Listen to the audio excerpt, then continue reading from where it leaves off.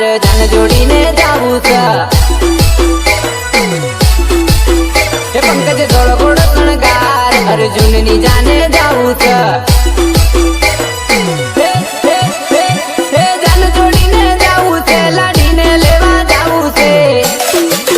એ વીરા થોડો ઘોડો શણગાર અર્જુનની જોને જાવું છે એ પંકજ થોડો ઘોડો શણગાર અર્જુનની જાને જાવું છે।